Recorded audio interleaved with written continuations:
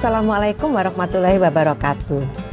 Sobat sehat, bertemu kembali dengan saya Dr. Sufi. Video saya yang ke-201 ini akan membahas penanggulangan pemasungan ODGJ. Pemasungan pada orang dengan gangguan jiwa masih menjadi masalah kesehatan yang bertentangan dengan nilai-nilai kemanusiaan dan merupakan pelanggaran berat hak asasi manusia. Definisi yang terkait dengan pemasungan ODGJ adalah: pemasungan adalah segala bentuk pembatasan gerak ODGJ oleh keluarga atau masyarakat yang mengakibatkan hilangnya kebebasan ODGJ, termasuk hilangnya hak atas pelayanan kesehatan untuk membantu pemulihan. Penanggulangan pemasungan adalah upaya pencegahan, penanganan, dan rehabilitasi bagi ODGJ dalam rangka penghapusan pemasungan. Rehabilitasi adalah bagian dari rangkaian proses terapi untuk pemulihan ODGJ melalui pendekatan secara fisik, psikologis, dan sosial. Penanggulangan pemasungan dilakukan melalui 1. Pencegahan pemasungan, 2. Penanganan pemasungan, dan 3. Rehabilitasi. Penanggulangan pemasungan dilakukan terhadap ODGJ, keluarga, dan masyarakat. Penanggulangan pemasungan dilaksanakan secara bersinergi dengan lintas program melalui pendekatan keluarga. Yuk kita bahas satu persatu. Yang pertama, pencegahan pemasungan. Tujuannya adalah meningkatkan derajat kesehatan ODGJ sehingga dapat berfungsi optimal, baik bagi diri sendiri, keluarga, dan masyarakat. Pencegahan pemasungan dilakukan melalui kegiatan 1. Advokasi dan sosialisasi, 2. Fasilitasi kepesertaan jaminan kesehatan, 3. Penyediaan pelayanan kesehatan yang bermutu, aman, dan terjangkau, 4. Pemberian tata laksana untuk mengontrol gejala melalui terapi medikasi maupun non-medikasi, dan kelima, pengembangan layanan rawat harian atau day care. Yang kedua adalah penanganan pemasungan. Tujuannya adalah untuk membebaskan ODGJ dari pemasungan dan mendapatkan pelayanan kesehatan yang bermutu sesuai dengan haknya. Penanganan pemasungan dilakukan melalui kegiatan 1. Advokasi dan sosialisasi, 2. Fasilitasi kepesertaan jaminan kesehatan, 3. Pemeriksaan dan tata laksana awal di komunitas, 3. Rujukan ke rumah sakit umum RSU atau rumah sakit jiwa, kemudian kunjungan rumah atau home visit atau layanan rumah atau home care. Keenam, pengembangan layanan di tempat kediaman atau residensial, termasuk layanan rawat harian atau day care. Dan kesembilan, pengembangan kapasitas tenaga kesehatan dan kader. Yang ketiga adalah rehabilitasi. Tujuannya adalah mencegah terjadinya kembali praktek pemasungan pada ODGJ dan pemberdayaan ODGJ dalam proses reintegrasi ke masyarakat serta peningkatan kualitas hidup. Rehabilitasi dilaksanakan melalui kegiatan 1. Advokasi dan edukasi, 2. Fasilitasi kepesertaan jaminan kesehatan, 3. Penyediaan akses ke layanan kesehatan termasuk jaminan keberlanjutan terapi baik fisik maupun jiwa. Keempat, tata laksana untuk mengontrol gejala melalui terapi medikasi dan non-medikasi. Kelima, kunjungan rumah atau home visit atau layanan rumah atau home care. Keenam, rehabilitasi vokasional dan okupasional. Keenam, fasilitasi ODGJ dalam memperoleh modal usaha mandiri atau lapangan pekerjaan. Kedelapan, pengembangan layanan di tempat kediaman atau residensial, termasuk layanan rawat harian atau day care. 9. Pengembangan kelompok bantu diri serta organisasi konsumen dan keluarga. Ke-10, fasilitasi proses kembali atau reintegrasi ke keluarga dan masyarakat. Berikut kita akan bahas pedoman penanggulangan pemasungan pada ODGJ yang merupakan lampiran dari Permenkes nomor 54 tahun 2017 tentang penanggulangan pemasungan pada ODGJ. Penelitian menunjukkan bahwa alasan utama tindakan pemasungan pada lebih dari 90% kasus adalah adanya perilaku kekerasan. Jika dikaji lebih dalam, pemasangan oleh keluarga terutama ditujukan utamanya untuk memberikan perlindungan baik bagi ODGJ maupun orang lain, yaitu masyarakat. Perlindungan ODGJ diantaranya adalah menghindarkan ODGJ dari berbagai risiko tindakan kekerasan dari masyarakat, risiko hilang karena pergi atau tidak tahu jalan pulang, risiko terjatuh atau mengalami kecelakaan karena ketidakmampuan mengidentifikasi risiko bahaya di lingkungan sekitarnya. Perlindungan bagi orang lain atau masyarakat adalah melindungi orang lain dari potensi perilaku kekerasan yang mungkin dilakukan oleh ODGJ akibat ketidakmampuan ODGJ mengontrol impuls atau dorongan kemarahan yang dimilikinya. Alasan-alasan lain tindakan pemasungan diantaranya adalah 1. Ketidaktahuan keluarga dan masyarakat tentang gangguan jiwa yang bisa berakibat pada pendekatan yang salah. Di antaranya menganggap pemasungan sebagai bentuk terapi, yaitu mengikat roh jahat yang ada di dalam diri ODGJ dan lain-lain. 2. Persepsi negatif dan salah tentang gangguan jiwa, baik oleh keluarga maupun masyarakat. 3. Ketidakmampuan untuk mengakses atau menjangkau layanan kesehatan, baik untuk mendapatkan tata laksana pertama kali maupun untuk tata laksana lanjutan.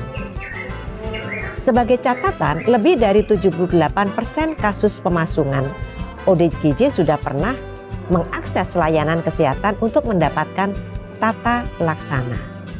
4. Merasa bahwa layanan kesehatan tidak membantu mengatasi masalah yang dialami ODGJ. Sebagai contoh, obat yang diberikan tidak mengatasi gejala atau obat justru membuat kondisi ODGJ makin buruk karena ODGJ mengalami efek samping obat, atau perawatan tidak membuat keluarga dapat memahami cara merawat ketika ODGJ pulang dari perawatan atau merasa bahwa layanan di rumah sakit lebih tidak manusiawi. 5. Keluarga tidak mampu merawat dan membantu ODGJ terus-menerus karena keluarga harus bekerja, berusia lanjut, merasa lelah dan jenuh dengan kondisi ODGJ, terutama bila ODGJ bergantung total pada orang lain dan berlangsung menahun. Alasan-alasan tersebut bisa memberi gambaran upaya-upaya yang perlu dikembangkan untuk mencapai Indonesia bebas pasung. Gangguan jiwa yang berisiko mengalami pemasungan adalah 1. Skizofrenia, 2. Gangguan jiwa lain dengan perilaku gaduh, gelisah, dan kekerasan, antara lain 1.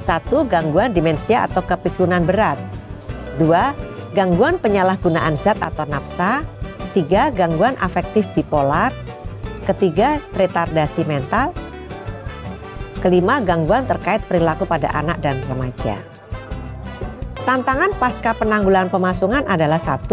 Tantangan pada ODGJ antara lain 1. Membina hubungan sosial dengan latihan keterampilan sosial, 2. Stigma dalam diri, 3. Menghadapi sikap keluarga dan atau konflik ketegangan dalam keluarga. 4. Kontrol gejala dan cepat kambuh. 5. Mengatasi disabilitas atau masalah kesehatan fisik akibat pemasungan. 6. Melakukan perawatan diri. 7. Mendapatkan kepercayaan diri dari keluarga dan masyarakat. 8. Mendapatkan pekerjaan atau membuka usaha. 9. Terlibat dalam aktivitas masyarakat, baik budaya, religi maupun politik. 10. Mengakses layanan publik termasuk layanan kesehatan, sosial, dan secara mandiri. 11. Keputusasaan dan kebosanan yang bersangkutan dalam melanjutkan ke pengobatan. Selanjutnya, tantangan yang kedua yang dihadapi oleh keluarga atau pelaku rawat pasca pemasungan dan cara penyelesaiannya. Akses ke layanan kesehatan, baik kesehatan maupun non-kesehatan, termasuk ancaman ketidaklanjutan terapi. Kemudian, pengetahuan tentang masalah pada ODGJ masih rendah. Perawatan ODGJ di rumah, mengembalikan kepercayaan kepada ODGJ, stigma dari masyarakat, konflik keluarga atau ketegangan dalam keluarga. Merasa bahwa ODGJ adalah beban karena ketergantungannya, baik ekonomi maupun non-ekonomi. Menghilangkan rasa khawatir, was-was, dan takut. Khawatir menyinggung perasaan ODGJ dan memicu kekambuhan. Kehilangan waktu untuk diri sendiri. Sobat Sehat, ragam bentuk layanan residensial adalah antara lain 1. Fasilitas perumahan di komunitas. 2. Kelompok tinggal atau hidup berkelompok atau group homes. 3. Panti atau boarding home dan rumah singgah atau rumah antara atau halfway house. 4. Therapeutic community atau milieu terapi. 5. Layanan rawat harian atau daycare.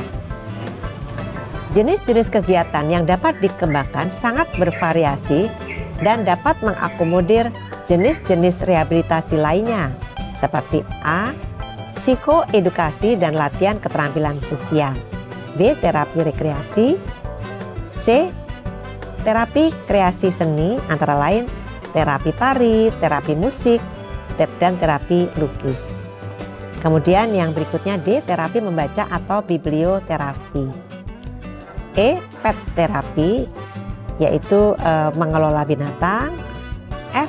Plant terapi atau pengobatan dengan menanam tanaman. Salah satu rehabilitasi pasca pemasungan orang dengan gangguan jiwa antara lain rehabilitasi vokasional dan okupasional. Bentuk-bentuk terapi vokasional dan okupasional bervariasi dalam bentuk yang sederhana hingga yang lebih kompleks. Terdiri atas 1.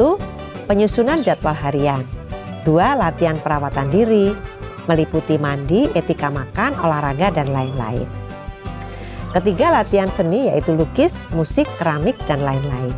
Keempat, latihan keterampilan misalnya komputer, pertanian, peternakan, membuat batako, pernak-pernik, memasak, dan menyajikan makanan. Kelima, latihan melamar pekerjaan meliputi penyusunan kurikulum vitae, menulis lamaran, melakukan wawancara, dan mengatasi kegagalan.